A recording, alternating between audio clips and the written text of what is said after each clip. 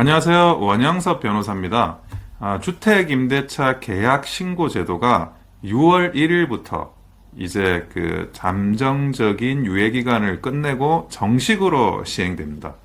주택임대차 계약 신고 제도는 2021년 6월 1일부터 시행은 됐었습니다. 시행은 됐는데 그러면 주택임대차 계약 신고를 하지 않는다고 하더라도 페널티가 뭐냐? 원래는 과태료 부과였어요. 그런데 이 과태료 부과를 하는 그 기간을 계속 유예해 왔는데 이제 올해 6월 1일부터는 더 이상 유예가 되지 않습니다. 그래서 6월 1일부터 주택임대차 계약 신고를 하지 않으면 그러면 과태료가 부과가 되고 한 달 안에 주택 전월세 계약을 맺고 한 달 안에 신고하지 않으면 최대 30만 원의 과태료가 부과됩니다. 사실은 그 전월세 계약, 임대차 계약은 신고를 해야 확정일자가 생기고 거기에 따라 가지고 이제 임차인의 그런 여러 가지 권리가 보존을 받을 수가 있습니다. 그런데 이것이 그 사실은 임차인이 만약에 자신의 그런 주택 전월세 계약을 신고하지 않는다 그러면 이게 깜빡 잊고 누락을 하는 거예요. 확정일자가 만들어지지 않아요. 그러면 확정일자가 만들어지지 않은 것 때문에 부당한 피해가 사실은 생길 수가 있습니다.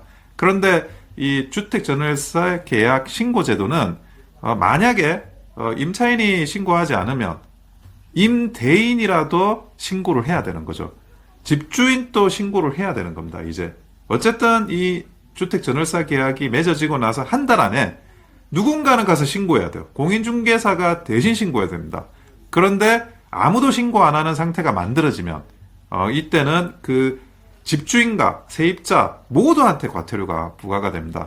이거는 그 확정일자에 대한 어떤 이행의 강제 차원에서 정부에서 시행을 하게 되는 제도입니다.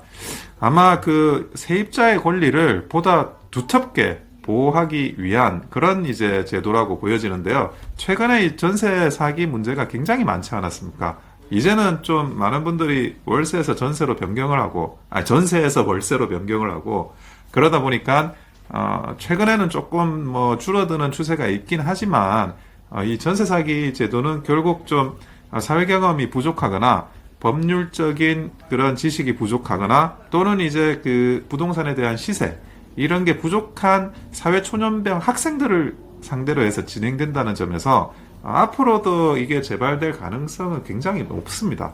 그렇기 때문에 어느 정도 최소한 이 전월세 계약, 그 임대차 계약을 신고함으로써 임차인이 권리를 보장받는 최소한의 절차는 진행이 돼야 되는데요.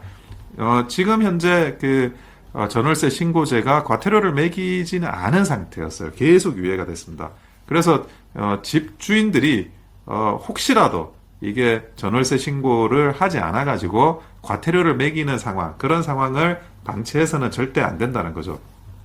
임차인들이야 다시 한번 말씀드리지만 확정일자를 받고 전월세 신고를 하세요. 이것은 우리 임차인들을 위한 제도입니다. 근데 집주인 역시 임차인이 신고하지 않는다 그래서 집주인도 신고하지 않는다 그러면 그것은 또 본인한테도 과태료가 부과된다는 걸 반드시 명심해서 계약하는 즉시 바로바로 신고하시기 바랍니다.